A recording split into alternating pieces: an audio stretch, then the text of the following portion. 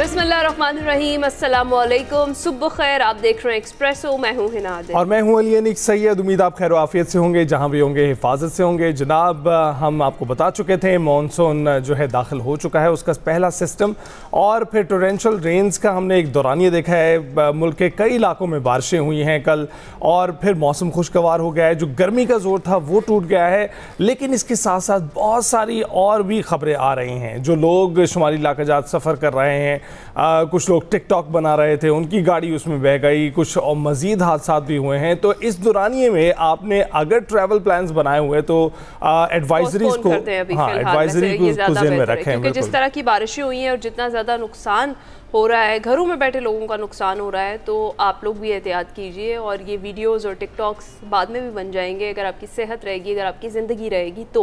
क्योंकि NDMA भी बार बार और महकमा मौसमियात भी बार बार एडवाइजरीज जारी कर रहा है कि बारिशें शदीद नौयत की हो सकती हैं, उससे लैंड स्लाइडिंग होगी और तुग़यानी का ख़दशा है नदी नालों में, और दरियाओं के करीब इस वक्त जाना बिल्कुल सेफ़ नहीं है, तो वहाँ से दूर रहिए।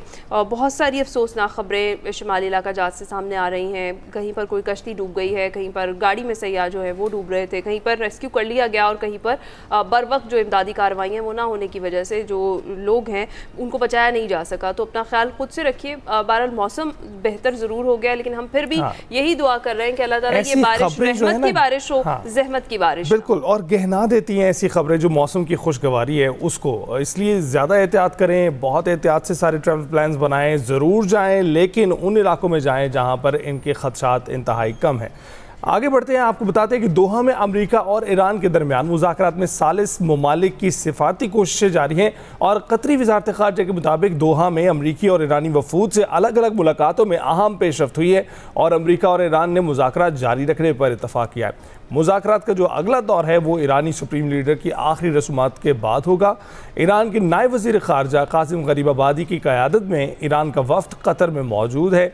कासिम गरीबाबादी की कतर के वज़ीर आज़म से मुलाकात भी हुई है, और इस गुफ्तगू का महवर इस्लामाबाद मुफाहमती याददाश्त पर अमल दरामद था। गुज़िश्ता रोज़ मीडिया से गुफ्तगू में अमरीकी सदर डोनाल्ड ट्रंप ने कहा है कि ईरानी फरीक के साथ एक बेहतरीन मुलाकात हुई है। ईरान न्यूक्लियर हथियार नहीं रख सकता, ईरान के जौहरी हथियारों को तबाह करने से पीछे नहीं हटेंगे, खित्ते में अमन के लिए कोशिशें जारी हैं। जानिब ईरानी पार्लियामेंट के स्पीकर बाकिर कालिबाफ ने खबरदार किया है और कहा है कि बमबारी से मुतासरा जौहरी मराकज़ का मुआयना काबिल कबूल नहीं है, और जौहरी तवानाई एजेंसी को तयशुदा 2 मकामात तक रसाई हासिल है। IAEA को मज़ीद रसाई नहीं दी जाएगी। और दूसरी जानिब इसराइल के वज़ीर दिफा ने खबरदार किया है कि ईरान के साथ जारी कशीदगी दोबारा खुली जंग में तब्दील हो सकती है, और ये सूरत हाल आइंदा 2 दिन के अंदर भी पैदा हो सकती है।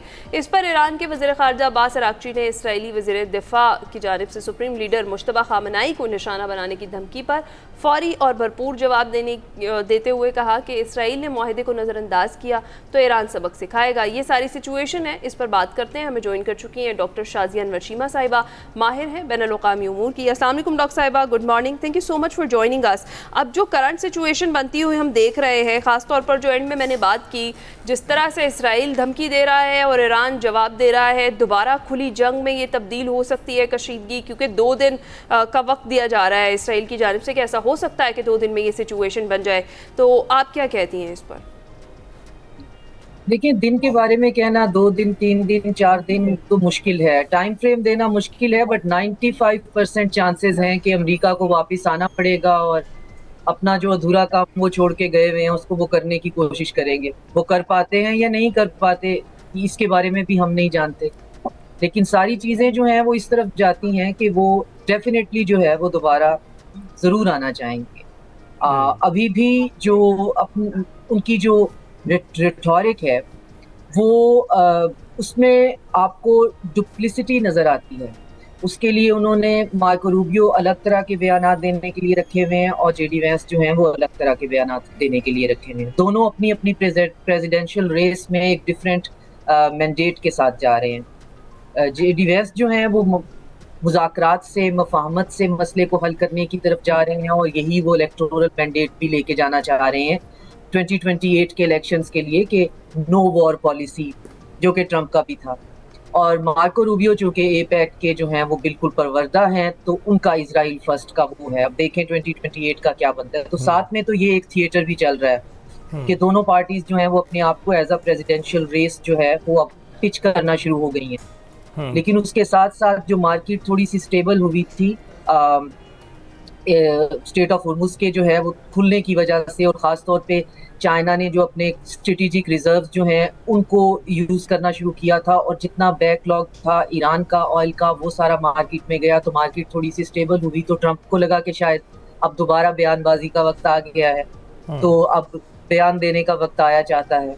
और उसके बाद उन्होंने शुरू कर दिया कि हम जनाब न्यूक्लियर साइट्स बनने नहीं देंगे, तो तबाह करेंगे, तो बर्बाद करेंगे। तो ईरानियन अगर आप सोर्सेज फॉलो करें या उनको तो उनकी बात जो है, उनका तनाजुर आप समझें, तो न्यूक्लियर डील कहीं होराइजन पे आपको दिखाई नहीं देती है। वो एक ऐसा पॉइंट है जिसको वो अगर डिस्कस भी करना चाहते हैं तो सबसे आखिर में डिस्कस करना चाहते हैं। वो फिलहाल किसी भी सूरत में इस MOU से हटकर कोई ऐसी बात नहीं करना चाहते। और मेरे पास जो बिल्कुल ठीक। डॉक्टर शाह साहब, आपने जिक्र किया इस वक्त जो सियासी सूरत हाल है जिसमें आप कहते हैं कि अब जो डोनाल्ड ट्रंप की स्टेटमेंट देने का वक्त हुआ चाहता है, वो तो हर वक्त ही होता है, किसी भी वक्त जो है तवक्को की जा सकती है।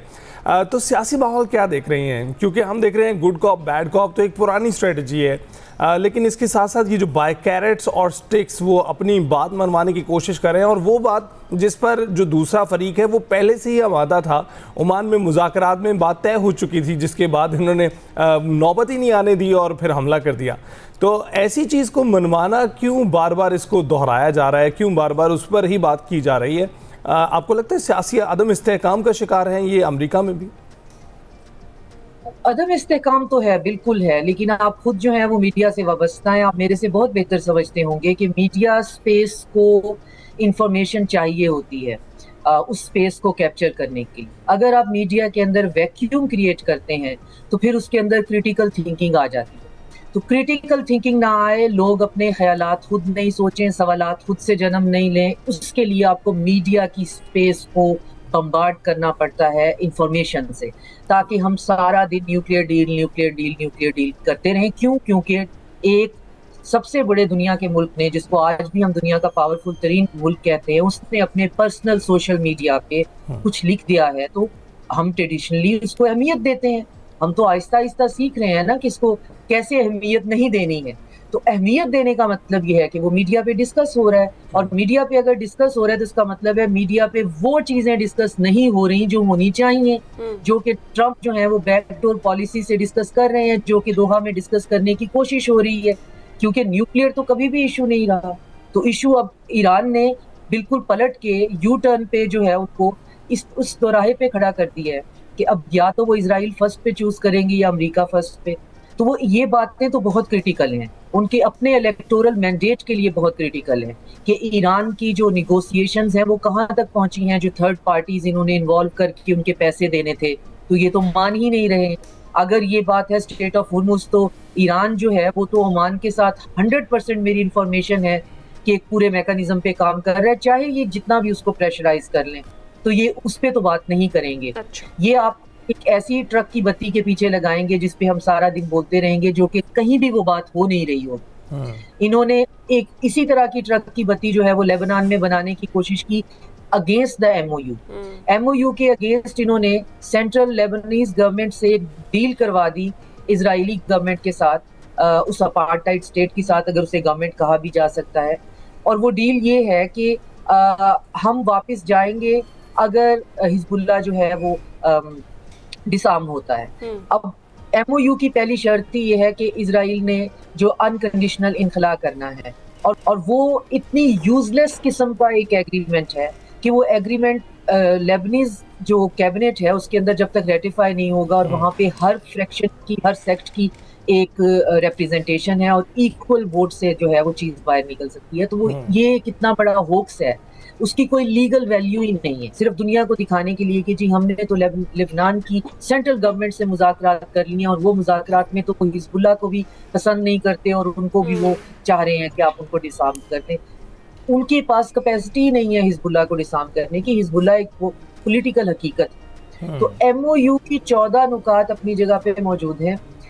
ईरानी अपने तौर पे जो दोहा के अंदर अपनी बायलैटरल मुलाकातें कर रहे हैं, और अमरीकी उनसे पैगाम पहुंचाने की कोशिश कर रहे हैं वाया पाकिस्तान भी और वाया अदर मीडिएटर्स भी, लेकिन ईरानी जो हैं वो उनसे कह रहे हैं कि अभी फ़िलहाल हमने 4 जो हैं वो लाशें दफ़न करनी है मशहद के अंदर, हाँ। आयतुल्लाह ख़ामेनी की, उनकी ज़ौजा की, शाज़ी साहिबा, उनकी मैं पोती इसी की, तरफ ही आ रही उनकी थी बहू कि की। यही कहा गया ईरान की जानिब से कि तदफीन के बाद जो अगला दौर है मुज़ाकरात का, जो टेक्निकल ग्रुप्स ने बैठना है वो उसके बाद ही बैठेंगे।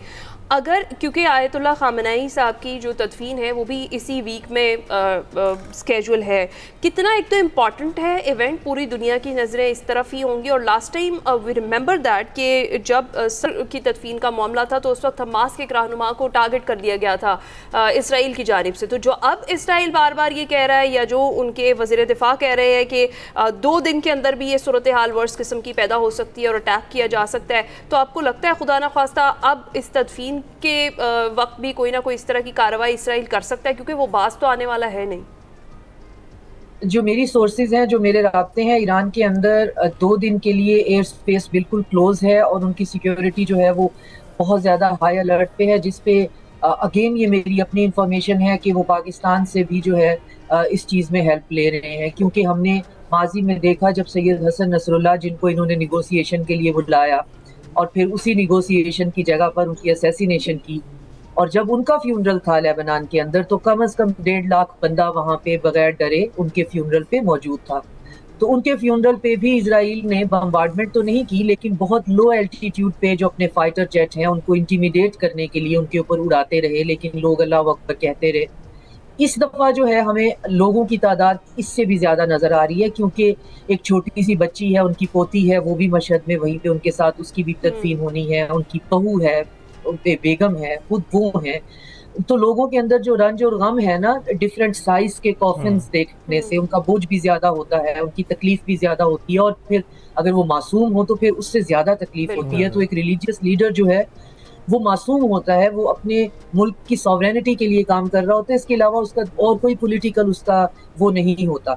तो उनको सिक्योरिटी का, आपका सवाल ये था, उनको सिक्योरिटी का थ्रेट है और वो उसके लिए तैयार भी हैं, और इजराइल उसके लिए कुछ ना कुछ कर भी सकता है, क्योंकि इजराइल का तो इसकी तो हिस्ट्री है निगोशिएशन की जगह को बम्बार्ड करना, निगोशिएटर मार देना, और ख़ास तौर पे जब वो मर जाते हैं, इनके जो एक्सेस ऑफ रेजिस्टेंस के जितने भी लोग हैं, तो फिर इनके फ्यूनरल्स के ऊपर बम्बार्डमेंट करना, तो सिविलियन मारना उनके लिए कोई बड़ी बात नहीं है, ये एक न्यू नॉर्मल है जिसको वो एक्सेप्ट कर चुके हैं। लेकिन डॉक्टर शाज़िया, इसकी एक शिक है जो शायद हमारे खित्ते में इतना उसको डिस्कस नहीं किया जा रहा है, वो ये भी है कि जिस दौरानिए में ये फ्यूनरल रखे गए हैं, उस दौरानिए में जुलाई 4 भी आ रहा है, और जो मनाजिर हैं अगर वो शेयर किए जाएंगे उस दौरान वहाँ अमेरिका में, तो उसकी जो अमेरिका की फ़तह के तौर पर भी उसको देखा जा सकता है और उससे मनाया जा सकता है। तो अटैक करने की भी शायद ज़रूरत ना पड़े, कोई ऐसे स्पॉइल करने की भी ज़रूरत ना पड़े, क्योंकि जो मनाजिर वो सामने आ रहे हैं वो ऑलरेडी उसी तरह के हैं, उसी तर्ज के हैं जो वो अपनी आवाम को दिखाना चाहेंगे। देखिए, बात यह है कि अवाम को तो दिखाना चाहता है वेस्ट। अगर आपका सवाल ये था कि ईरान के लोग जो हैं वो अपनी जो रिलीजियस और पॉलिटिकल गवर्नमेंट का जो एक उनका कोलैबोरेशन है उससे तंग पड़े हुए हैं, बेरोज़गारी से, महंगाई से, अपने करेंसी की डिवैल्यूएशन से परेशान हैं, और इस हुकूमत से निजात हासिल करना चाहते हैं और किसी निजात दहिंदा की तरफ देख रहे हैं, आसमान की तरफ जो है, जहाँ से अमेरिका में जो है वो फिर वहाँ से B-2 बॉम्बर्स पे वो निजात दहिंदा ने आना है ग्रेविटी बॉम्ब्स के साथ। ये तो तस्वीर दिखाई जाने से तो कोई चीज़ हासिल हो सकती है जो 4 जुलाई को, लेकिन इसके अंदर फ़र्क ये है, एक तो वो 9 जुलाई है और दूसरा उस दिन उनको देखने को मजमा ऐसा मिलना है जो कंसोलिडेट है, जो अपनी सॉवरेनिटी के लिए बात कर रहा है, और जो ये कह रहा है कि 2 अगर रोग स्टेट्स जो हैं जो कि न्यूक्लियर भी हों और वक्फे से हमारे ऊपर बम्बार्डमेंट कर दें, तो हमें इससे ज़्यादा हमारे लिए सूटेबल गवर्नमेंट नहीं है जो उनके सामने खड़ी भी रहे, जो इस टेस्ट को पास भी करे और जिसके पास डिटरेंस की कैपेसिटी भी हो। चाहे आप राइट विंग पे हों, चाहे आप लेफ्ट विंग में हों, चाहे आप सेंटर लेफ्ट और राइट हो, चाहे कोई भी आपकी पॉलिटिकल आइडियोलॉजी हो, चाहे आप जो है वो सर ढांपना चाहते हो या ना चाहते हो, आप शरिया लॉ चाहते हो या ना चाहते हो, लेकिन एक चीज़ है ईरानी या फारसी होने की वजह से आपकी जो 7,000 साल की डॉक्यूमेंटेड हिस्ट्री है वो ये डिमांड करती है कि आप सॉवरन रहें सही। और आपकी अगर हुकूमत आपके ही लोग करें, बाहर से आके बिल्कुल आपका ठीक। पपेट रिजीम जो है वो नहीं। राइट, बहुत शुक्रिया डॉक्टर शाजिया अनवर शीमा साहिबा हमारे साथ मौजूद थी। जो करंट सिचुएशन है, जो कतर में अमेरिका और ईरान के दरमियान जो टेक्निकल तर्ज के मुज़ाकरात हो रहे हैं, उस पर हम बात कर रहे थे। अभी ब्रेक पर जाएंगे। वेलकम बैक टू एक्सप्रेसो जी। कुछ बात एलपीजी के हवाले से करते हैं। हुकूमत ने एलपीजी का जो रेट है 67 रुपये 33 पैसे फ़ी किलो उसको सस्ता कर दिया और 1 जुलाई से एलपीजी की फ़ी किलो कीमत 241 रुपये 43 पैसे मुकर्रर हो गई। मुल्क भर में गैस की कीमतों में कमी के बावजूद जो अवाम है वो महंगी गैस खरीदने पर मजबूर है। वजह क्या है ये हमने जाननी है, क्योंकि शिकवा कुनाह है अवाम, वो ये कह रहे हैं कि 380 से 500 का रेट चल रहा है इस वक्त मार्केट में और कई जगहों पर इससे भी ज़्यादा है। अपने नुमाइंदगान से जानते हैं कि सिचुएशन है क्या मार्केट्स की। तालिब फरीदी हमें ज्वाइन करेंगे लाहौर से और हामिद चौधरी मुल्तान से हमें अपडेट करेंगे। तालिब, आपकी तरफ आते हैं। सबसे पहले तो बहुत शुक्रिया, बताइएगा कि 241 रुपये जब कीमत फिक्स की गई है तो क्या मौजूदा जो कीमत है इसके ऊपर एलपीजी मिल रही है, और अगर नहीं मिल रही तो क्या इंतजामिया हरकत में है, कोई इनके ऊपर चेक एंड बैलेंस रखा गया है? जी बिल्कुल जी, मैं लाहौर में भी वही हिसाब है जो मुल्क के दीगर शहरों में है। मैं इस वक्त गुलबर्ग में एक एलपीजी की शॉप पे खड़ा हूँ। ओगरा ने रेट तो 241 रुपये 43 पैसे मुकर्रर किया है। 68 रुपये की कमी तो की है, 309 रुपये से 241 रुपये पे आ गए। लेकिन लाहौर के किसी भी कोने पे आपको गैस जो है वो उस रेट पे एलपीजी दस्तयाब ही नहीं है। लोग आज भी 430 रुपये 440 रुपये 450 रुपये फी किलोग्राम के हिसाब से लेने पे मजबूर हैं। हम जिस दुकान पे मौजूद हैं उनसे बात करते हैं कि जब रेट सस्ता हो गया है तो वो क्यों महंगी दे रहे हैं। अस्सलाम वालेकुम जी, जरा अगर खड़े हो जाएंगे तो हमारे। अच्छा, ऐसा ये बताइएगा कि कल तो रेट कम हो गया 68 रुपये 241 रुपये 43 पैसे, तो आप 430 440 रुपये क्यों बेच रहे हैं? गैस हमें मिलती नहीं है, वो थोड़ी देते हैं गैस हमें। हमारी गैस वो प्लांट से आती है, ये रेट तो देते नहीं है। ये रेट कैसे देते हैं? लोगों को एक तस्वीर का रुख एक दिखाते हैं। वो जब बंदा स्विगी से गैस लेने जाएगा वो सबसे पहले कहेंगे सिलेंडर नया लो, उसकी जो है ना सिक्योरिटी दो। सिक्योरिटी के बाद 800 रुपये उसकी जो डिलीवरी चार्जेज है छोटे सिलेंडर के, बड़े सिलेंडर के 22,500 रुपये जमा करते हैं हम, उसके बाद वो गैस देते हैं। नहीं तो आपको तो क्यों वो गैस नहीं मिलती? वो भी तो प्लांट से, वो नहीं, वो तो हमें तो प्लांट से आती है ना। प्लांट वाले कितने की दे रहे हैं जो आप 430 की बेच रहे हैं? आपको परचेसी दिखा 17,000 कुछ रुपये रेट है इसका आरिये में, तो मैं 17,000 कुछ आ रही तो हमसे हिसाब करके बताएं हम किसी रेट पे बेचेंगे। यानी कि आपको रेट ही 420 रुपए का महंगी रही है, यानी कि 410 420 रुपए की आप ले रहे हैं। 400 के करीब, 400 से नीचे में मिल रही है। वो 30-40 रुपए तो हमारा आ गया ना, ये किराया ये वो सारी दिहाड़ियाँ निकाल ली। ओगरा के मुताबिक 430 मुल्क भर में प्लांट है जो एलपीजी का कारोबार करते हैं। एलपीजी यानी कि डिस्ट्रीब्यूट करते हैं इन दुकानदारों को, होटलों को, किसी भी। यानी कि बात वही आ जाती है कि ओगरा ने सब कीमत मुकर्रर कर दी है। ओगरा अमली तौर पे मॉनिटर नहीं करती, वो कहती है हमने जिले हुकूमत को, सूबाई हुकूमतों को जो है वो ये इख्तियारात दे दिए हैं। लेकिन प्लांट की लुक आफ्टर, प्लांट पे रेड करने का इख्तियार जो है वो ओगरा के पास है। ओगरा ने किसी प्लांट वाले को अभी तक जो है हमारी नॉलेज के मुताबिक अभी तक तो किसी के खिलाफ कार्रवाई नहीं की है। हैरानगी की बात यह है कि पेट्रोल की कीमतें कम हो गई हैं, एलपीजी की कीमत भी कम हो गई है, लेकिन आवाम को एलपीजी जो है वो उस रेट पे नहीं मिल रही है जिस रेट पे ओगरा ने, यानी कि 241। तालिब, बहुत बहुत शुक्रिया। अभी क्विकली हामिद की जानिब बढ़ते हैं और उनसे जानते हैं मुल्तान में सूरत हाल क्या है। हामिद, आप बताइएगा इस वक्त वहाँ क्या देख रहे हैं आप? बिल्कुल, एलपीजी की कीमतों में रद्दोबदल शुरू हो चुके हैं मुल्तान में। इस वक्त जो है एलपीजी शहर के अंदर 400 रुपये फ़ी किलो फ़रोख्त हो रही है, जबकि हुकूमती जो निक हैं वो 241 रुपये हैं। दुकानदार हमारे साथ मौजूद हैं, उनसे बात करते हैं। सर जी, ये बताएं कि जो 241 रुपये तो गवर्नमेंट कहती है, तो 400 रुपये फ़रोख्त हो रही है शहर में, इसकी वजह क्या है? जी, गवर्नमेंट का तो 308 रुपये पहले था लास्ट मंथ, उसके बाद 550 हो गई थी। कोई रस्ते बंद थे, मामला थे, इसी वजह से उस टाइम हुकूमत का कोई लैब नज़र नहीं आया। हुकूमत को चाहिए कि प्लांट मार्केट में जाके जाएँ, छापे मारें बड़े मामला में, फिर जाके ये अवाम को रिलीफ मिलेगा। 2-3 दिन में वैसे उम्मीद है कि रेट 270 80 300 रुपये आ जाएगा, उम्मीद है। बिल्कुल, आपने बात सुनी कि 2-3 दिन में मज़ीद कम हो जाएंगे। हमारे साथ एक रिक्शा ड्राइवर मौजूद है, इनसे बात करते हैं। इतनी महंगी गैस लेते हैं, फिर सवारी पैसे देती हैं, रोज़ी कर सकते हैं आप? भाई जी, सवारी पैसे ही नहीं देती, हम क्या करें? गैस इतनी महंगी है, हम किराया ज़्यादा मांगते हैं तो वो जो सा ना कोई भी सवारी वो नहीं होती, मुतमईन नहीं होती। हम भी तो महंगी गैस लेते हैं, उसके बावजूद भी जो है ना, जो भी सवारी है वो कम पैसे देने की वजह से कई सवारी ख़राब हो गई। अच्छा, एक और हमारे साथ मौजूद हैं। हाँ जी, क्या कहते हैं, सवारी पैसे नहीं देती, क्या इशू नज़र आ रहा है? भाई यही है कि गैस थोड़ा सस्ता कर दें। गैस इतना महंगा, 600 रुपये भी किलो हमने डलवाया गैस। अब देख लें 400 रुपये किलो इधर हुआ खड़ा है, कहीं 420 है, कहीं 430 है। रेट आपको आप यार कोई लगाई पड़ा है। जी बिल्कुल, आपने बात सुनी। रिक्शा ड्राइवर हों, आम शहरी हों, सबकी यही रिक्वेस्ट है कि हुकूमत जो है जो एलपीजी की कीमत है इसे कम से कम करे, ताकि जो हुकूमत का निर्ख है 241 रुपये उस पर आम शहर में मिलना शुरू हो जाए, ताकि तमाम लोगों को, रिक्शा ड्राइवर हों या शहरी हों, सबको रिलीफ मिल सके। राइट, बहुत शुक्रिया हामिद चौधरी। यानी कीमतें फिक्स कर दी जाती है, मॉनिटरिंग का भी सिस्टम होना चाहिए। अभी हम ब्रेक पर जाएंगे। Welcome back. पाकिस्तानियों के हीरोइज़म की अब पूरी दुनिया मौतरफ है, और सिर्फ हम ही नहीं कहते कि हमारे लोग हीरोज़ हैं। जब दूसरे मुल्कों जाते हैं, सरहद पार जाते हैं, तो सिर्फ बुरी मिसालें नहीं, बहुत सी अच्छी मिसालें भी कायम होती हैं और फिर उसका एतराफ़ भी हमारे सामने आते हैं। आपको इटली में हीरो का एजाज़ पाने वाले एक ऐसे ही पाकिस्तानी से मिलवाते हैं जिसकी हिम्मत और दलेरी ने पूरे पाकिस्तान का सर फ़ख्र से बुलंद कर दिया है। इटली के शहर बरीशा के अल्बेरिनी पार्क में गुजरात से ताल्लुक़ रखने वाले पाकिस्तानी शहरी नवीद असलम ने गैर मामूली जुर्रत का मुजाहरा किया है और अपनी जान पर खेलकर हमलावर से ना सिर्फ बच्चों को बचाया बल्कि उसका जमामर्दी से मुकाबला भी करता रहा। घुटने, बाजू, कोनियाँ सभी जख्मी थे। उसके बावजूद नवीद असलम ने हमलावर को पुलिस के आने तक दबोच कर रखा। अपने बीवी बच्चों के साथ पार्क में मौजूद नवीद असलम ने किस तरह नाइजीरियन शहरी के हमले से बच्चों को बचाया, ये पूरी कहानी तो उन्हीं की ज़बानी जानेंगे। इससे पहले आपको बताते चलें कि इटली के बरीशा शहर की मेयर ने पाकिस्तानी नवीद असलम के एजाज़ में तकरीब मुनक्किद की है और उनकी जुर्रत और शहरी जिम्मेदारी के एतराफ़ में यादगारी शील्ड से भी नवाजा है। जब मेयर और नवीद असलम हॉल में दाखिल हुए, वो भी एक मंजर था देखने वाला। शुरका ने खड़े होकर इस्तकबाल किया, तालियां बजाकर उनका इस्तकबाल किया।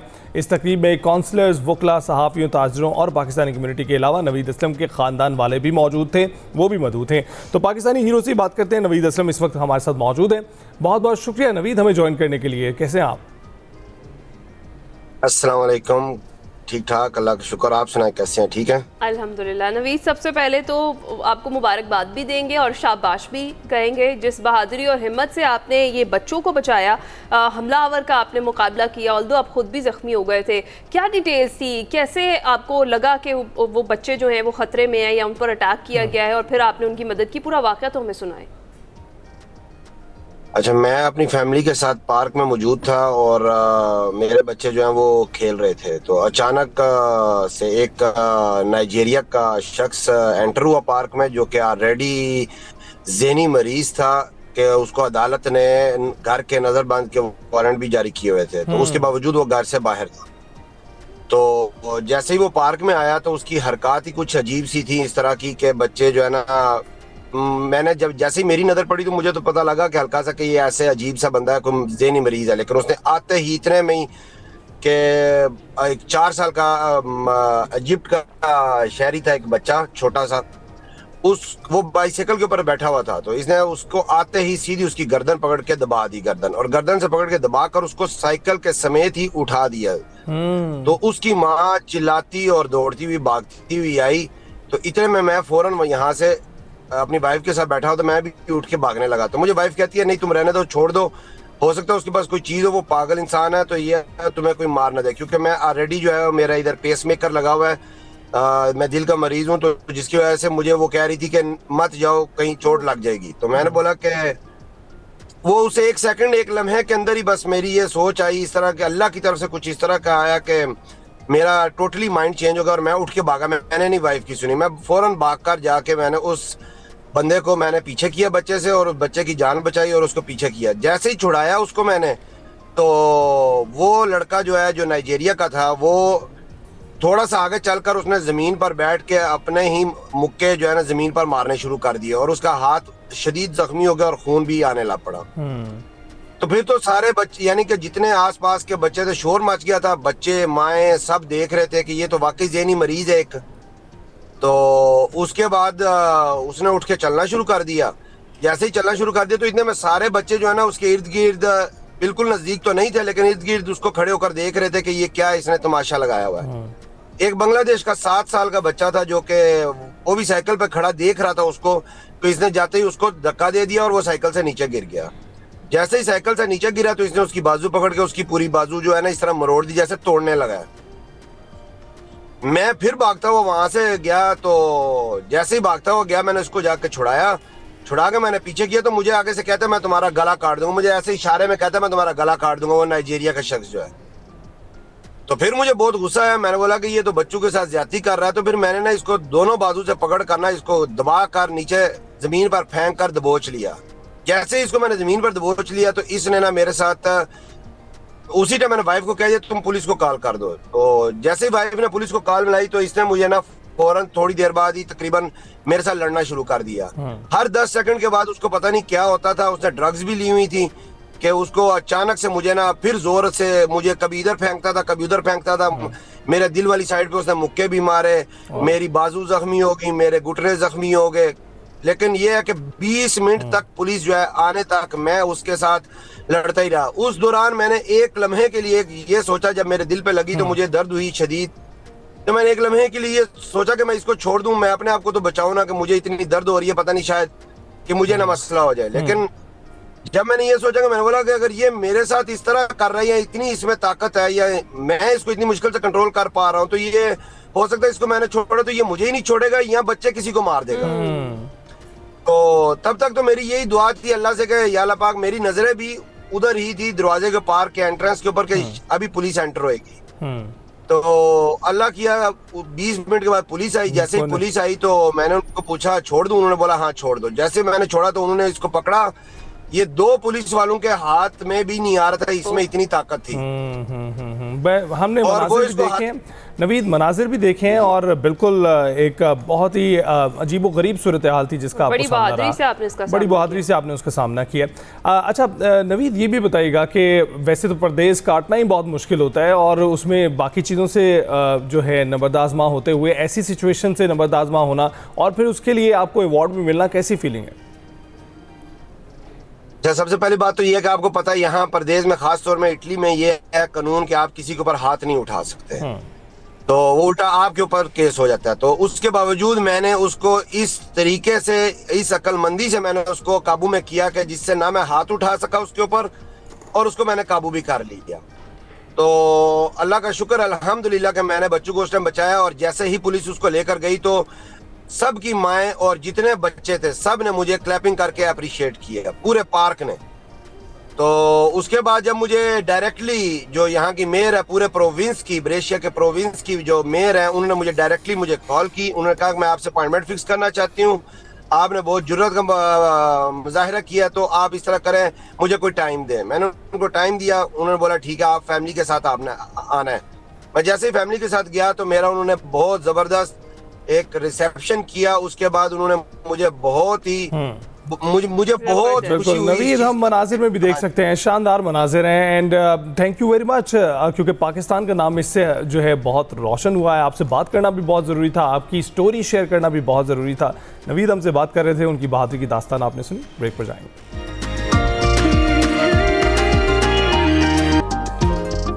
Welcome back to Expresso. जी, मौसम का जिक्र आगाज़ में किया था, एक बार फिर से करते हैं और तफसील से बात करते हैं। मानसून की पहली बारिश हुई है और उसके बायस हमने देखा कि तबाही हुई, नाले आपे से बाहर हो गए। लाहौर समेत पंजाब के मुख्तलिफ शहरों में भी मूसलाधार बारिश हुई, खैबर पख्तूनख्वा में भी हुई। इरफान वेग साहब हमारे साथ मौजूद हैं, मजीद उनसे बात करते हैं। इरफान वेग साहब, बहुत शुक्रिया हमें ज्वाइन करने के लिए। सबसे पहले तो सर, ये जो हमने देखा जो बारिशें हुई, ये प्री मानसून कहलाएंगी या फिर मानसून कहलाएंगी? देखें जी, मानसून का प्रॉपर आगाज़ हो चुका है पाकिस्तान के बालाई इलाकों में। तो आपने देखा कि इसमें जो है मुख्तलिफ इलाकों में बारिश हुई है। अगर हम बात करें ना, तो सबसे ज़्यादा बारिश जो गुज़िश्ता 24 घंटों में हुई है वो मरी में 72 मिलीमीटर बारिश हुई है। इसके अलावा जो हमारे जो काबुल के इलाके हैं वहाँ पर 40 मिलीमीटर बारिश हुई है। बाकी इलाकों में भी काफ़ी ज़्यादा है, जहाँ पर जो है ना वो बलाई खैबर पख्तूनख्वा में भी बारिश हुई है, बलाई पंजाब में भी बारिश हुई है। इसके अलावा कश्मीर और गिलगित बल्तिस्तान में बारिश हुई है। जी इरफान साहब, ये जो सिस्टम है, जो पहला सिस्टम है इसका, ये कब तक जारी रहेगा? देखिए ये जो है इसमें ब्रेक्स आएंगी। अभी जो आप देखेंगे कि दिन में जो है ना वो अभी कहीं कोई ऐसी कोई एक्टिविटी नहीं होगी। जैसे ही शाम का टाइम होगा और रात का टाइम होगा तो मगरब की तरफ से मुख्तलिफ इलाकों में डेवलपमेंट शुरू हो जाएगी। और आज रात हम दोबारा से एक्सपेक्ट कर रहे हैं कि बलाई पंजाब के इलाकों में, इसके अलावा बलाई खैबर पख्तूनख्वा के इलाकों में, कश्मीर में भी, गिलगित बल्तिस्तान में भी दोबारा से जो बारिश होगी और इसमें बाज़ इलाकों में मूसलाधार बारिश भी होगी। उसके बाद फिर ब्रेक आएगा और एक आध दिन का मजीद ब्रेक आ सकता है। उसके बाद दोबारा से जो है ना ये बारिश होगी। जी राइट। अच्छा इरफान साहब, जिस तरह आपने कहा कि 1-2 दिन की गैप से दोबारा फिर से ये स्पेल ज़ोर पकड़ेगा, तो जिस तरह से हमने देखा कि खैबर पख्तूनख्वा में ऑलरेडी बहुत ज़्यादा तबाही हुई और आपने खुद जिक्र किया कि शुमाली इलाका जात में जो है बारिशें बहुत ज़्यादा हुई, तो क्या ये जो अगला स्पेल है वो भी इतना ही ख़तरनाक होगा और उससे भी नुकसानात का अंदेशा है? देखिए अभी ये क्योंकि ये मानसून की बारिशें हैं तो इस मानसून की बारिशों में हमारे पास मुख्तलिफ इलाकों में शावर हुआ करते हैं। थोड़े टाइम में जो है वो मूसलाधार बारिश होती है। तो आने वाले दिनों में भी हमारे पास ऐसे ही होगा कि जो बलाई खैबर पख्तूनख्वा के इलाके हैं, दीर, स्वात, कोहस्तान और इस तरह चित्राल के जो इलाके होंगे, कश्मीर के जो इलाके होंगे, इन इलाकों में मूसलाधार बारिश जो होगी, क्योंकि ये पहाड़ी इलाके होते हैं तो यहाँ पर लैंड स्लाइडिंग का भी अंदेशा होता है और फ्लैश फ्लडिंग का भी अंदेशा होता है। इसलिए जो डिज़ास्टर के अदारे हैं या जो रेस्क्यू के अदारे हैं उनको इन दिनों में अलर्ट रहना चाहिए। बिल्कुल ठीक। इरफान साहब, ग्लोफ वाला जो फिलॉसफी है कि जिसमें हमें पता चलता है कि झीलें फटने का, ग्लेशियर्स फटने का अंदेशा होता है, उससे जो है ना पानी के बहाव में तेज़ी पैदा होती है, सैलाबी सूरत पैदा होती है, उसका कितना अंदेशा है? देखिए जो हमारे जो शुमाली इलाका जाते हैं, ख़ास तौर पर गिलगित बल्तिस्तान के जितने भी इलाके हैं और चित्राल के इलाके हैं, वहाँ पर टेम्परेचर्स जो है वो नॉर्मल से बहुत ज़्यादा गए हुए थे। तो जैसे ही ये वाला सिलसिला एंटर हुआ है तो ये कोल्ड विंड लेके आया है, जिससे जो आपके जो ग्लेशियर्स लेक्स हैं या ग्लेशियर्स छोटे छोटे जो लेक्स हैं, जो वल्नरेबल एरियाज़ हैं, वहाँ पर ग्लेशियर्स के फटने का भी अंदेशा होता है और वहाँ पर फ्लैश फ्लडिंग भी होती है। और साथ ही बाज़ औक़ात ऐसा होता है कि फ्लैश फ्लड होता है और लोग उसको समझ रहे होते हैं कि ये ग्लॉफ है, तो ग्लॉफ भी हो सकता है और इसमें बाज़ औक़ात जो है ना वो फ्लैश फ्लड होता है। राइट। अच्छा इरफान साहब, हम तो रोज़ ही ताकीद कर रहे होते हैं कि जो एडवाइजरीज जारी कर रहा है महकमा मौसमियात और NDMA, उनको फॉलो किया जाए। जो लोग टूरिज़म की गर्ज से जा रहे हैं, शुमाली इलाका जात, बालाई इलाकों में जा रहे हैं और वहाँ पर भी बारिशें इसी तरह से हो रही हैं, फिर नुकसान भी हो जाता है, आप ही कोई मैसेज देना चाहेंगे? जी इस हवाले से मैं यही कहता हूँ कि अभी हमने जो एडवाइजरी दी है, अगले कोई 2 से 3 रोज़ जो है ना लोगों को एहतियात करनी चाहिए। और जब वेदर सिस्टम, वेदर 24 घंटे नहीं होगा, वेदर होगा एक शॉर्ट टर्म में। इस हवाले से हमारी जो वेबसाइट के ऊपर जो अपडेटेड वेदर आता है उसको भी देखते रहे। इसके अलावा हमारी मोबाइल ऐप है, मोबाइल ऐप में हम उससे भी पता किया जा सकता है। इरफान साहब, बहुत बहुत शुक्रिया, आपने अपडेट किया हमें। मौसम की बात हो रही थी, ब्रेक पर जाएंगे।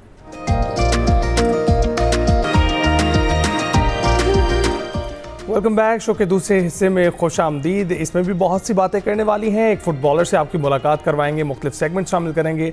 अभी बरतानिया के दूसरे बड़े शहर मैनचेस्टर के लॉर्ड मेयर पाकिस्तानी निजात शौकत अली से मिलिए सेगमेंट एक्सप्रेसो अचीवर में।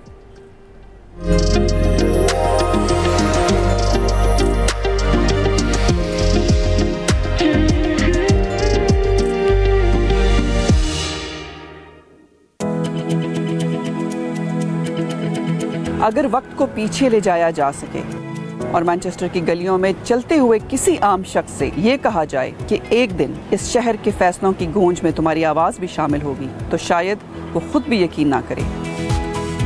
क्योंकि कुछ कहानियाँ ख्वाबों से नहीं शुरू होती, वो जिम्मेदारी से शुरू होती हैं, लोगों के मसाइल से शुरू होती हैं, किसी की मदद करने से शुरू होती हैं और फिर आहिस्ता आहिस्ता एक शख्स का सफ़र एक कम्युनिटी की पहचान बन जाता है। आज मैं आपकी मुलाकात करवाने जा रही हूँ एक ऐसी शख्सियत से जो 16 साल की उम्र में आज़ाद कश्मीर के शहर डडियाल से UK तशरीफ़ लाए, मुकामी सियासत में हिस्सा लिया, बहुत मेहनत की और आज UK के दूसरे बड़े शहर मैनचेस्टर के लॉर्ड मेयर हैं। आइए मिलते हैं Lord mayor of Manchester Shaukat Ali से।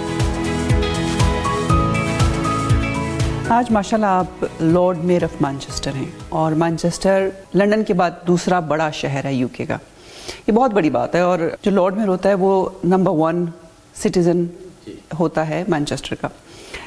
ये जो आपकी अचीवमेंट है इसके बारे में तो सवाल करूँगी, लेकिन जब आप 1982 में जब यहाँ पर आए थे, कभी सोचा था आपने कि एक दिन ऐसा आएगा मेरी ज़िंदगी में कि मैं लॉर्ड मेयर ऑफ मैनचेस्टर बनूँगा? कभी नहीं। जब मैं यहाँ आया मेरा 16 साल का था, स्कूल एज तो निकल चुकी थी, और यहाँ जब आया तो मुझे पहले दिन याद है कि जब मैं यहाँ मैनचेस्टर उतरा तो मेरे लिए हर चीज़ अजनबी थी। तो शुरू में मैंने यहाँ मैनचेस्टर सिटी सेंटर में क्लोथिंग मैन्युफैक्चर थे, वहाँ मैंने काम शुरू किया और साथ ही साथ मैंने लोकल कॉलेज में जो एडमिशन ली इवनिंग। मेरी तमाम जो अर्ली एज में जब मैं यहाँ मैनचेस्टर आया तो मैं दिन को काम करता था और शाम को डेडिकेट किया हुआ था अपने आप को पढ़ाई के लिए। ये पॉलिटिक्स में आने का शौक कैसे हुआ? यूके की पॉलिटिक्स? यूके की पॉलिटिक्स में असल में I will go little bit back के एज ए टीनेजर मेरा पैशन था क्रिकेट। तो क्रिकेट की वजह से मेरे जो हीरो थे वो इमरान खान साहब थे शुरू से। दुनिया के हीरो हैं वो तो नो डाउट। तो जब उन्होंने पॉलिटिक्स में आए तो that really inspired me in 90s, late 90s। जी, लेट 90s उस वजह से। और मैंने इंस्पिरेशन हमेशा उनसे ली। उन्होंने जाके पाकिस्तान की पॉलिटिक्स में हिस्सा लिया और आपने यूके की पॉलिटिक्स में? जी, और उसके साथ साथ चूँकि मेरे लेट फादर जो उनकी हमेशा हमें टीचिंग यही थी कि ही always put other people before himself. तो लोगों की खिदमत करना और इससे बड़ा काम कोई नहीं है। और पॉलिटिक्स में ये आके इंसान अपने लिए तो हर कोई जी लेता है, मगर ये दूसरों के लिए जीना, दूसरों के लिए काम आना, मेरे ये पॉलिटिक्स में ही आके। अच्छा, यहाँ पर ये मैंने काफ़ी देखा और सुना भी है, क्योंकि मुझे भी तकरीबन 20 साल हो गए, 21 साल हो गए यूके में, और मैंने ये देखा है कि जो लोग शुरू में आए थे उन्होंने नए आने वालों की बड़ी मदद की, और स्पेशली जो कश्मीरी कम्युनिटी यहाँ पर आबाद है, क्योंकि उनकी तो फैमिलीज़ यहाँ पर हैं, ओल्डहम में, ब्रैडफोर्ड में, बर्मिंघम में, उन्होंने अपने लोगों को बड़े खुले दिल के साथ रिसीव किया, उनको सेटल भी किया। बल्कि कोई मुझे ये बता रहा था, आई डोंट नो इफ अगर आप कंफर्म करेंगे ये सही है या नहीं, कि मुझे किसी ने ये बताया था कि जब कोई नया शादीशुदा जोड़ा आता था या कोई नया बंदा आता था, उसकी शादी यहाँ होती थी, तो लोग बजाय इसके कि और कोई गिफ्ट दें 500-500 पाउंड इकट्ठे किए जाते थे और फिर एक घर का डिपॉजिट इकट्ठा हो जाता था, फिर उसको वो घर लेके दिया जाता था। ये बात कहाँ तक सही है? ये जो हमारी कम्युनिटी ख़ास करके और तहसील डुडियाल की आवाम भी रॉन्ग इफ आई से कि 80 to 90% जो लोग हैं वो यहाँ यूनाइटेड किंगडम में, उसकी वजह यही है। अब देखें वहाँ के एक लेजेंड बाबा ज़मान अली हैं तहसील डुडियाल के, और वाहिद वो ओवरसीज़ थे जिनको सतारा खिदमत दिया गया, और उनकी जब रैलत हुई तो सदर पाकिस्तान ने उनकी बॉडी रिसीव की थी पाकिस्तान में। तो उनकी कंट्रीब्यूशन, उनकी सक्सेस स्टोरी देखें तो होता क्या था कि शुरू में जब लोग हमारे यहाँ 70 से पहले फैमिलीज़ बहुत कम थी, सिंगल मैन ज़्यादा थे काम के सिलसिले में, और उस दौर में हर एक ने एक दूसरे का बहुत ज़्यादा ख्याल किया, और यही एक वजह है। उस ज़माने में 60s में यहाँ कॉटन इंडस्ट्री का बूम था, तो इक्विवेलेंट टू वर्क परमिट, जो इस वक्त वर्क परमिट वगैरह होते हैं, उस वक्त भी इसी तरह का होता था।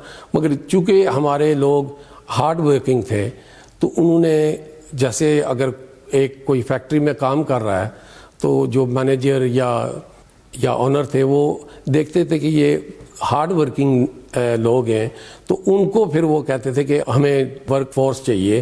तो इस तरह बहुत ज़्यादा लोग आए यहाँ पर सेटल हुए। अच्छा, बीइंग अ लॉर्ड मेयर, एक जो दिन होता है आपकी लाइफ का एज अ लॉर्ड मेयर, सुबह जब उठते हैं तो कितना एंगेजमेंट्स होती हैं और क्या क्या होता है, मोस्ट एक्टिविटीज़ क्या होती हैं? चूँकि लॉर्ड मेयर की एक्टिविटीज़ वेरियस हैं, कम्युनिटी के जो प्रोग्राम्स वगैरह होते हैं उनको अटेंड करना पड़ता है, जो डिग्निटरीज जो दूसरे मुल्कों से आते हैं, एम्बेसडर आते हैं, उनको होस्ट करना पड़ता है। उसके साथ साथ जो फुल काउंसिल मीटिंग्स हैं वो भी चेयर करनी पड़ती हैं। तो आपने कहा कि कितने एक दिन में, मेरे कभी कभी तो 4-5 इवेंट्स ए डे होते हैं और काफ़ी थका देने वाला दिन आपका।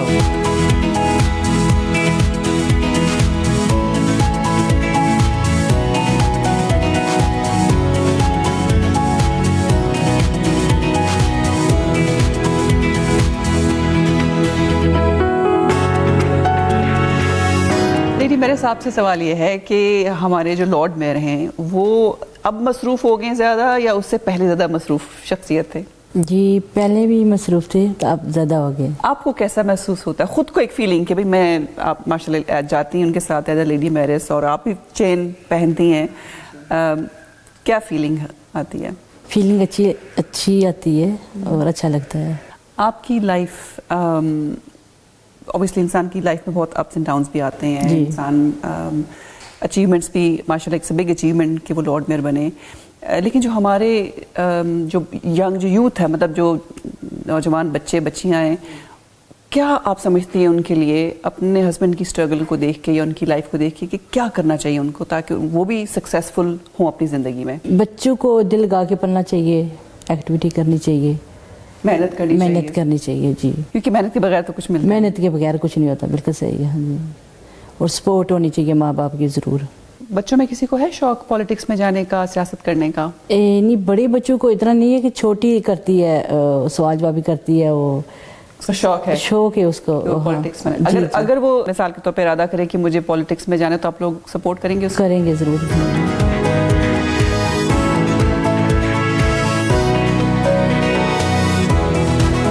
अच्छा, ये बड़ी इंटरेस्टिंग चीज़ें हैं यहाँ पर जो कई सालों से चली आ रही है। जैसे आपने ये चेन पहनी है और ये देख के फैसिनेट भी होता है बंदा, लेकिन इसके पर सवाल आते हैं कि चेन क्यों पहनाई जाती है, चेन का क्या मतलब है?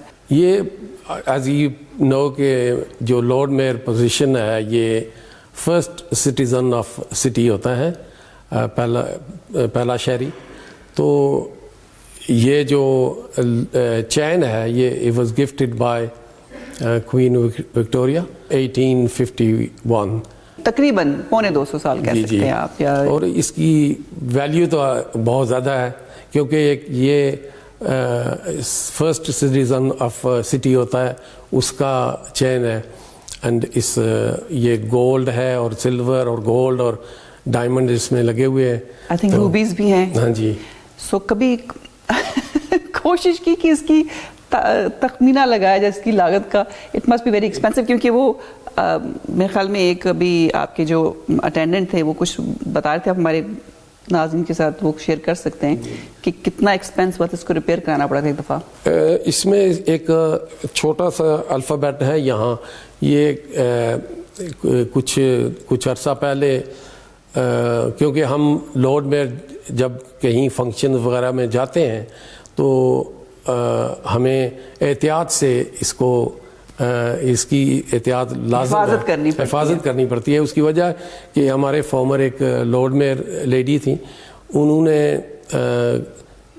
किसी के साथ मुलाकात जब हुई उनकी, तो उनके कपड़ा गालबन इस पे अटक गया था, तो दैट केम ऑफ। तो उसकी सिर्फ रिपेयर, छोटा सा है यहाँ, tens of thousand pound की इसकी रिपेयर पे लगे थे सिर्फ। तो ये मस्ट भी कई लाख पाउंड का होगा, क्योंकि इसमें 360 प्राइसलेस है, 365 डायमंड्स हैं।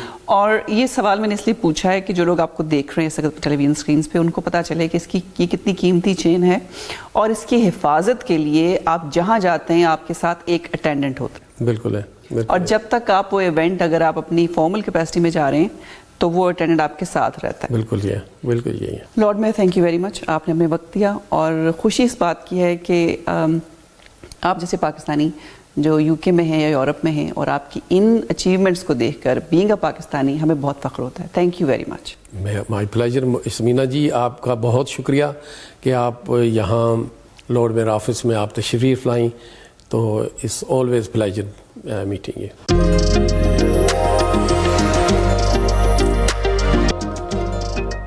वेलकम बैक टू एक्सप्रेसो जी। अब फीफा फीवर की बात करते हैं। फीफा वर्ल्ड कप 2026 के राउंड ऑफ 32 के नॉकआउट मैच में बेल्जियम ने सेनेगाल को शिकस्त देकर प्री क्वार्टर फाइनल के लिए क्वालिफाई कर लिया। बेल्जियम ने सेनेगाल को 2 के मुकाबले में 3 गोल से हराया, और मुकर्ररा और इजाफी वक्त के पहले हाफ में दोनों टीमें 2-2 गोल से बराबर थी, और बेल्जियम की जानिब से फैसला कुन गोल इजाफी वक्त के आखिरी लम्हात में पेनल्टी किक पर किया गया। उधर अमरीका ने बोस्निया को 2-0 से शिकस्त देकर प्री क्वार्टर फाइनल के लिए क्वालिफाई कर लिया है, और इन्हीं मैचेस पर हमने बात करनी है। सादुल्लाह फुटबॉलर हमारे साथ इस वक्त मौजूद हैं, उन्हीं से बात करते हैं। साद, बहुत बहुत शुक्रिया हमें ज्वाइन करने के लिए। गुड मॉर्निंग, कैसे हैं आप? अस्सलाम वालेकुम, thank you, good morning, thank you for having me. I am fine, आप कैसे हैं? खैरियत से? बिल्कुल ठीक ठाक। साथ एंजॉय कर रहे हैं मैचेस, बहुत कमाल के मैचेस हो रहे हैं और बड़ा टफ टाइम दे रहे हैं, जो रिवायती हरीफों को भी बहुत टफ टाइम मिल रहा है, और हम देख ही रहे हैं कि बहुत मुश्किल से राउंड ऑफ 16 में वो अपनी जगह बना पा रहे हैं। इस वक्त 10 टीमें तो सामने आ चुकी हैं। आप क्या सोचते हैं कि कौन से सरप्राइज थे जो इनमें जगह बनाने में कामयाब रहे हैं? जी बिल्कुल, आपको पता है कि ये वर्ल्ड कप ही है। वर्ल्ड कप में हमेशा कंट्रीज का कुछ पता नहीं चलता, और बहुत सारी कंट्रीज ऐसे होते हैं कि वो लास्ट वर्ल्ड कप में परफॉर्म नहीं करते, मगर इस वर्ल्ड कप में बहुत जोर शोर से आते हैं और फिर परफॉर्म करते हैं। राउंड ऑफ 16 में वो टीमें उन टीमों को भी परेशान करते हैं जो बहुत बड़े नाम रखते हैं, बहुत बड़े प्लेयर रखते हैं, और ये वर्ल्ड कप ही है। वर्ल्ड कप में वही टीमें क्वालिफाई करते हैं जो प्रॉपर लॉन्ग टर्म प्रोसेस से काम करते हैं। आई मीन कि ये वर्ल्ड कप जो है वो जो हम मैचेस देख रहे हैं, जिस तरह अभी अमंग जो ये इनकी कंपटीशन चल रहे होते हैं, ये सारे वो ईगल्स हैं जो एक दूसरे को बहुत टफ टाइम देते हैं, और हम ये प्रेडिक्शन नहीं कर सकते कि कौन राउंड ऑफ 16 के लिए जा सकता है। तो बहुत बड़ी बड़ी टीमें जो है वो फंस जाते हैं, और अब जो खासकर जो छोटे कंट्रीज है वो ऊपर आ जाते हैं। वो इन टर्म्स ऑफ अगर आप प्लेयर देखा जाए तो बहुत बड़े बड़े कंट्रीज जो हैं इसमें अभी एक दूसरे को शिकस्त देने में कामयाब हो रहे हैं। राइट अच्छा साद, अगर अब हम देखें तो एम्बापे 6 गोल्स बनाकर गोल्डन बूट की दौड़ में मेसी के बराबर आ गए हैं। आगे किस तरह के टफ और एक्साइटिंग मैचेस आप देख रहे हैं?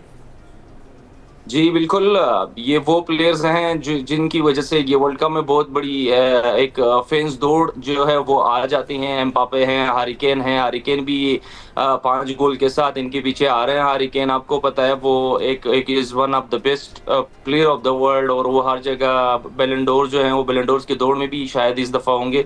मगर ये कि खासकर एम्बापे हैं, मेसी हैं, रोनाल्डो है, ये वो प्लेयर्स हैं जिनकी नाम जो है दुनिया में बहुत सारे फैंस जो है उसको फॉलो करते हैं, और इनके लिए ही लोग जो है वो मैचेस देखते हैं। और ये बिल्कुल मैं यही समझता हूँ कि ये वो सारे प्लेयर्स हैं जिनकी वजह से फैंस फॉलोइंग बहुत ज़्यादा होते हैं, और ये दौड़ जो है वो अभी स्टार्ट हो गई है। राउंड ऑफ 16 में बहुत सारी टीमें जो हैं वो अपसेट हो जाएंगे, और आपको पता है कि वही बेस्ट स्कोरर जो है वो बन जाते हैं जो फाइनल तक जाते हैं। लेट्स सी कि कौन इसको फाइनल में जगह बनाते हैं और वो बेस्ट स्कोर के साथ जाते हैं।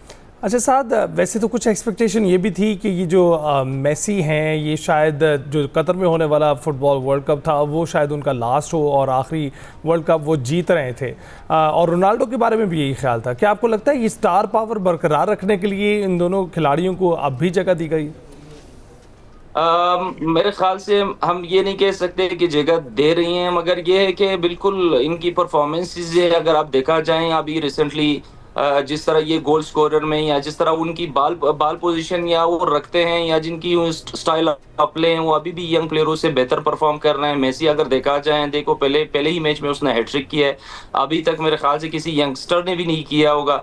और रोनाल्डो अगर आप देखा जाए वो भी इनकी परफॉर्मेंस अच्छी है, ओवरऑल टीम की परफॉर्मेंस अच्छी नहीं है। अगर रोनाल्डो के इंडिविजुअल परफॉर्मेंस उठाया जाए तो वो भी बहुत अच्छा है, मगर आप इनकी प्रीवियस सीजन भी देखा जाए तो वो बहुत अच्छा है। आई मीन कि ये वो लेजेंड्स हैं कि अभी भी वो 40 साल 38 साल के एज पे वो परफॉर्म कर रहे हैं, तो दैट्स व्हाई उनकी कंट्रीज भी उन पे बिलीव करते हैं। मैंने उनकी कोचेस भी यही बता रहे हैं कि रोनाल्डो और मेसी जो है हमें पता है कि हम उससे कौन सा काम ले रहे हैं और उनकी वजह से हमारी टीम पे बहुत ज्यादा इम्पैक्ट पड़ रहा है। हम जो है वो इसी वजह से शायद मैचेस जीत रहे हैं। राइट अच्छा साहब, इस बार बहुत सारी मिथ्स भी टूटी हैं। जिस तरह अभी मैक्सिको की हम बात कर रहे हैं तो 40 साल का जो एक कह लें कि जमूद था वो टूटा है और तवील इंतज़ार के बाद वो वर्ल्ड कप के जो नॉकआउट मरहला है उसमें दाखिल हो गए।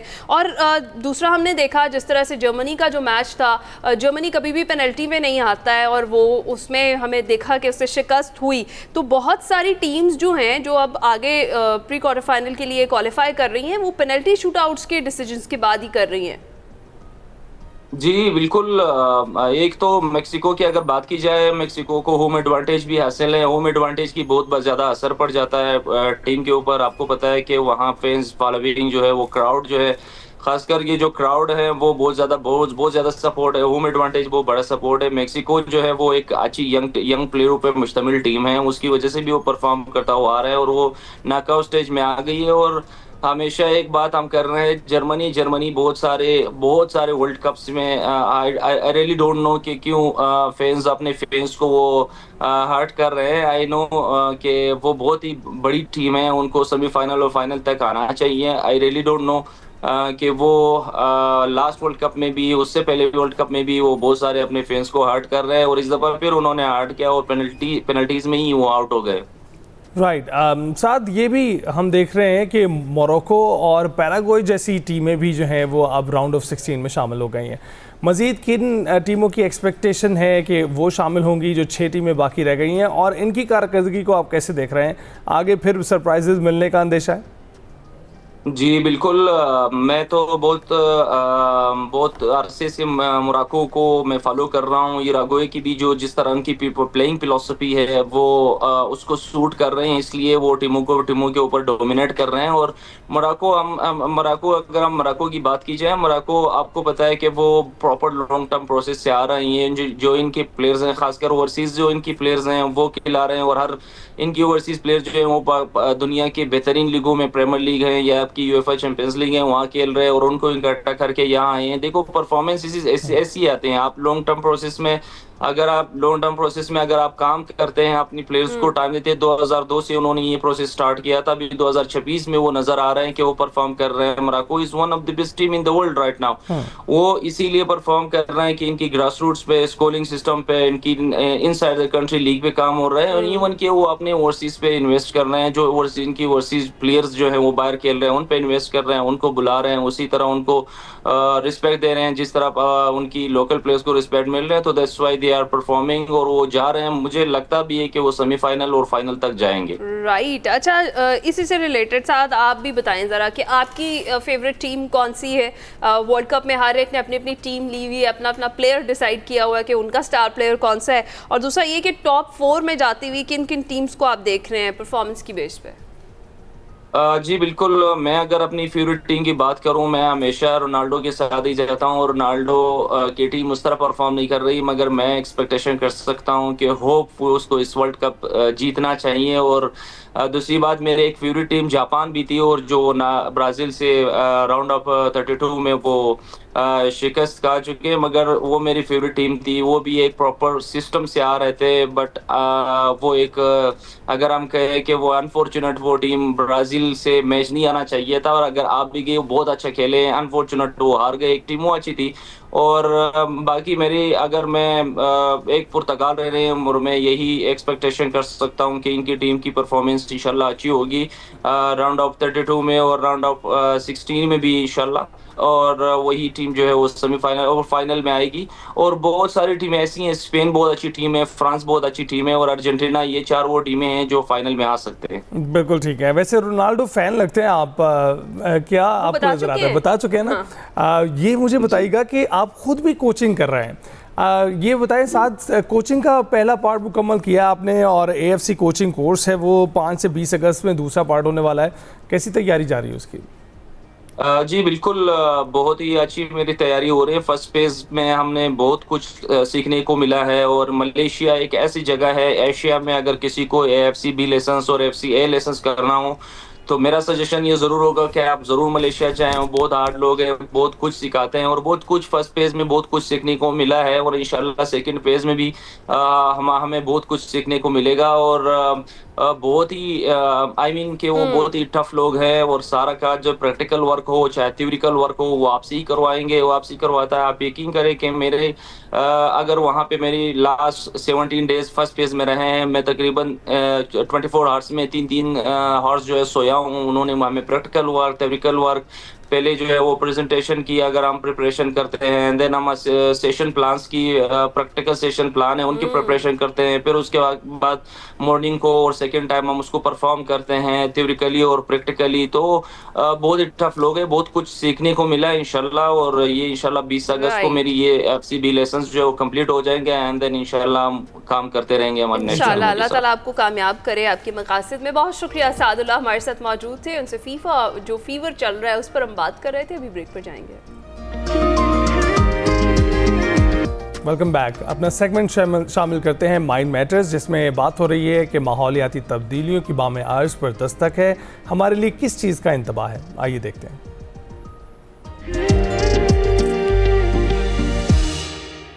बात करनी है क्लाइमेट चेंज या मौसमियाती और माहौलियाती तब्दीलियाँ बुलंदियों पर कैसे असरअंदाज हो रही हैं और बुलंदियों पर सबसे पहले असरअंदाज हो रही हैं।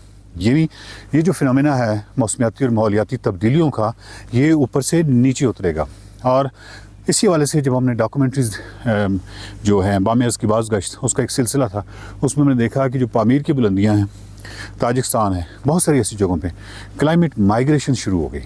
यानी मौसमियाती और माहौलियाती तब्दीलियों के नतीजे में जो हिजरत होती है, और मकसद और मामला ये होता है कि क्योंकि ज़िंदगी का बका का जो तसलसल है उसमें वो ऐसा टूट जाता है कि उसके नतीजे में लामहला हिजरत करनी पड़ती है अपनी ज़िंदगी को रवा रखने के लिए। अगर आप गिलगित बल्तिस्तान के हवाले से देखें तो यहाँ पे भी जो बुलंदियाँ हैं उन जगहों पे चीज़ें नज़र आना शुरू हो गई हैं। और इसका जो सबसे अहम गवाह है वो हमेशा नेटिव होता है। उसने यहाँ सदियाँ गुजारी होती हैं, इन सदियों में उसने बहुत कुछ देखा होता है। और जो जितने भी दादे हैं, बाबे हैं, जो पुराने बुज़ुर्ग हैं, वो गिलगित बल्तिस्तान की किसी छोटी से छोटी आबादी में जाए तो सराउंडिंग में हम जिन चीज़ों को, क्योंकि हम एज ए टूरिस्ट हज़ारों बर्फ़ की लकीरें सी देख रहे होते हैं, बर्फ़ के ऐसे शक्लें देख रहे होते हैं पहाड़ों से नीचे उतरती हुई, लेकिन जो लोकल आदमी है, जो नेटिव है, उसको मालूम है कि वो जो उसकी आबादी के ऊपर ये जो सफ़ेद सी बर्फ़ है, ये जो सफ़ेद सी नीचे उतरती हुई लकीर है, ये किस जगह पे आएगी। विंटर में इतनी बर्फ़ पड़ जाए कि इस जगह पे अगर आएगी तो हमें मई तक हमारे पानी आ जाएंगे, इससे नीचे तक आएगी तो जुलाई तक आएंगे। कई दफ़ा ये होता है कि वो बिल्कुल ऊपर ही रहती है, तो उस आबादी में एक तशवीश होती है कि इस दफ़ा जो है शायद पानी कम आएंगे। तो ये जो असरात है, क्योंकि पूरे GB में तमाम सेटलमेंट्स बड़े नालों के गिर्द हैं, दरियाओं के गिर्द हैं, और मोस्टली जो है वो ग्लेशियर्स की जो पानी, जो बहुत बड़े नाले होते हैं, उस पर बड़ी बड़ी सेटलमेंट्स हैं। जो छोटी सेटलमेंट्स आप देखते हैं उसमें 2 तरह की है। एक वो है जो किसी आबशार पानी का कोई सोर्स है, छोटा सोर्स है तो आगे से छोटी आबादी है, लेकिन कई दफ़ा आप देखते हैं कि आपको कोई सोर्स नज़र नहीं आता। तो वो जब आप सोर्स नज़र नहीं आता तो फिर आपको एक लकीर सी नज़र आती है किसी गॉज से अंदर से आती हुई, उस ग्रेविटी के असूल को मद्देनज़र रखते हुए बहुत दूर से पानी को उसको स्टेट ले के आके वाटर चैनल बना के और फिर आप देखते हैं कि वो तमाम सब्ज़े आपको नज़र आते हैं। मामला ये है कि जो 20,000 फीट और इस लेवल पे अब मौसमियाती तब्दीलियाँ जो हैं उनके असरात आना शुरू हुए हैं, तो वो वाटर चैनल्स जो हैं वो अफेक्ट होना शुरू हुए हैं। वो जो छोटा जो सोर्स है सबसे पहले तो वो अफेक्ट होना शुरू हुआ है। यानी अभी जो बहुत बड़े ग्लेशियर्स हैं, आपको मालूम है कि बल्तिस्तान में जो ग्लेशियर्स हैं और जो आइस बॉडी है वो तकरीबन नॉर्थ पोल के बाद दुनिया की सबसे बड़ी यहाँ पे ज़ख़ीरा है बर्फ़ का। लेकिन जो निचले वाला सतह है जहाँ पे अब अफेक्ट होना शुरू हुआ है मामला, वहाँ पे आप सोचिए ना कि एक छोटी सी आबादी अगर छोटी सी जगह के गिर्द बैठी हुई है, नीचे बैठी हुई है, पानी का सोर्स छोटा है और वो सोर्स जो है वो क्लाइमेट चेंज को इतनी बड़ी ताब नहीं ला सकता, तो सबसे पहले क्या होगा, वहाँ पे जब पानी नहीं आएगा 1 या 2 साल, तो वहाँ पे लामहला उनको हिजरत करनी पड़ेगी। सो इसको क्लाइमेट माइग्रेशन कहते हैं, जो कि अब हम देखते हैं कि वो जो पानी के सोर्सेज हैं, वो जो छोटे ज़ख़ीरे हैं, वो मुतासर होना शुरू हुए हैं। जो बड़े ज़ख़ीरे हैं, जो बड़े ग्लेशियर्स हैं, उनके अंदर एक अजीब व गरीब फिनोमेना ये नज़र आ रहा है कि जो आइस क्यूब्स हैं, ये बर्फ़ के बहुत बड़ी इजसाम है, वो अब आना जुलाई अगस्त में हम वो देखते हैं कि वो आ रहे हैं। और जिस तरह ग्लेशियर बहुत तेज़ी से पिघल रहे हैं, और इसका भी एक अगेन जो अच्छा गवाह है वो मकामी ही है। वो आपको बताएंगे जिस तरह गोल्किन का ग्लेशियर है या मुख्तलिफ ग्लेशियर्स हैं कि कैसे वो स्टेट उस ग्लेशियर को अबूर करते थे और अब वो ग्लेशियर जो है वो उसका मैस जो है वो इतना कम हो गया है कि वो बहुत नीचे चला गया। सो इस हवाले से बल्तिस्तान में भी और पूरे GB में, बहरहाल पूरे पाकिस्तान में, पूरी दुनिया में अब क्लाइमेट चेंज से निपटने के लिए, दूसरे तो सियासी मामलात हैं, अब उससे निपटने के लिए कम्युनिटीज़ को सर्वाइवल की तरबियत लेनी पड़ेगी। और हंजा इस हवाले से बहरहाल इसलिए आ गया है कि उनकी आधी आबादी जो है वो सर्टिफाइड है इस मामले में कि उन्होंने ये तरबियत ली हुई है। ये चीज़ें अब हमें करनी पड़ेंगी क्योंकि इस क्लाइमेट चेंज में शायद हम आलमी ताकतें और बहुत कुछ इन्वॉल्व होता है, उसमें हम कुछ ज़्यादा कर नहीं सकते, बट हम जो कर सकते हैं वो ये है कि इस क्लाइमेट चेंज के नतीजे में आने वाली, इन मौसमियाती और माहौलियाती तब्दीलियों के नतीजे में आने वाली तब्दीलियों से अब निपटना कैसे है, उससे ज़िंदगी के बका को कैसे यकीनी बनाना है, ये शायद अब हमें ज़्यादा फोकस इस तरफ करना पड़ेगा। ये डेजर्ट है, बहुत ही खूबसूरत, और स्कर्दू है, बहुत ही खूबसूरत, ये पूरा एक स्केल है, बहुत ही कमाल स्केल है, यानी इतनी वास्टनेस है स्कर्दू के इस खूबसूरत डेजर्ट से। इस बात के साथ इजाज़त दीजिए, देखते रहिए mind matters. Welcome back to Expresso जी। हमने पहले 2 बड़े शहरों में अपने नुमाइंदगान से बात की LPG की कीमतों के हवाले से कि जो रेट हुकूमत ने मुख्तस किया है, क्या उस पर मिल भी रही है LPG शहरियों को या नहीं, वहाँ की सिचुएशन आपको बताई। अब हम रुख करेंगे पेशावर का, जहाँ पर हमारे नुमाइंदे विसाल यूसुफजई मौजूद हैं, उनसे जानते हैं कि पेशावर की क्या सिचुएशन है। विसाल, बहुत शुक्रिया। हमें ये बताइएगा कि यहाँ पर भी जो हुकूमत ने रेट फिक्स किया है, उस रेट पर LPG मैसर है शहरियों को? जी, इस वक्त मैं मौजूद हूँ पेशावर के दलजाक रोड पर, और यहाँ पर जो LPG की जो कीमतें हैं वो खैबर पख्तूनख्वा समेत यहाँ पर पेशावर में भी LPG की कीमत जो है वो 410, 420 और मुख्तलिफ रेट है। जो वफाकी हुकूमत की जानिब से जो 245 का रेट मुकर्रर किया गया है, उस पर अभी तक अमल दरामद नहीं किया जा रहा है। जो दुकानदार है उनका कहना है कि जो हमें रेट दिया गया है 410 रुपये उनका जो इसमें फ़ायदा है, तो दुकानदारों का कहना है कि हमें वो रेट नहीं दिया गया है, हमें 400 रुपये पर किलो रेट दिया गया है। जो आम आवाम है वो कह रहे हैं, हुकूमत से भी मुतालबा कर रहे हैं, दुकानदारों से भी मुतालबा कर रहे हैं कि जो हुकूमत ने जो रेट मुकर्रर किया है 245 का, तो उस पर अमल दरामद किया जाए। इस वक्त हमारे साथ एक शहरी मौजूद है, उनसे बातचीत करते हैं कि जो हुकूमत का इतना बड़ा अच्छा फैसला आम आवाम के लिए किया गया है, तो वो बहैसियत एक शहरी इस फैसले को किस तरह देखते हैं। जी भाई, मार्केट में असल में जो है ना, ओगरा ने जो रेट दिया है वो रिटेलर और होलसेलर और जो कंज्यूमर है उसको उस रेट पे नहीं मिल रहा है, तो इसी वजह से दुकानदार आगे जो कंज्यूमर रेट चला रहे 410, 420, वो कह रहे कि हमें आवारा नहीं कर रहे, क्योंकि आगे से जो उनको परचेस आ रहे वो इस कीमत पे नहीं आ रहा है कि 245 को ये सेल करे। ये जो 245 वाला है ना, बहुत अच्छा फैसला है, मगर आगे अभी जो डीलर है, जो होलसेलर है, वो एंड कंज्यूमर को वो नहीं मिल रहे। जैसे अभी ये मैं शॉप पे बैठा हूँ, वो कह रहे कि मुझे कहाँ मिल रहे 245, मुझे आवारा नहीं कर रहे। 390 या 400 तक मिल रहे तो 10 रुपये में मार्जिन रखता हूँ तो उसको हक बनते। बेहतरीन यही है कि आप उसको आगे जो है ना रेट उनको इस पे बैलेंस चेक करें, दुकानदारों को अच्छा रेट मिल जाए, आगे वो कंज्यूमर को अच्छा देंगे तो तभी रेट और सारे इस चीज़ पे जो है ना कंट्रोल हो जाएगा। जी नाज़रीन, जिस तरह आपने इस भाई की बातें सुनी, उनका यही कहना था कि जो हुकूमत ने फैसला किया है ये एक बेहतरीन फैसला है और इससे आम आवाम को रिलीफ मिलेगा। इसके साथ साथ इनका ये भी कहना था कि हुकूमत को चाहिए जो ऐलान उन्होंने किया है उसकी अमल दरामद उस पर होना चाहिए और ये ज़िली इंतज़ामिया का भी फ़र्ज़ है कि वो दुकानदारों को जो चीज़ वो बेच रहे हैं उसके रेट मुकर्रर करदा रेट है वो उस पर अमल दरामद करे।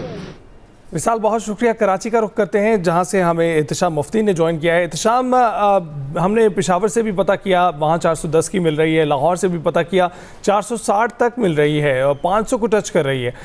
कराची में क्या सूरत हाल देख रहे हैं आप? जी बिल्कुल, मशरिक़ वुस्ता जंग बंद होने और आबनाए हरमुज़ खुलने के बाद आलमी सतह पर पेट्रोलियम मसनूआत की कीमतों में कमी के मुस्बत असरात पाकिस्तान पर भी मुरतब हो रहे हैं। पाकिस्तान में oil and gas regulatory authority की जानिब से सार्फिन को रिलीफ देने के लिए गुज़श्ता रोज़ ही फ़ी किलोग्राम LPG की कीमत में नुमाया कमी की है और 241 रुपये फ़ी किलोग्राम LPG की कीमत मुकर्रर की गई है।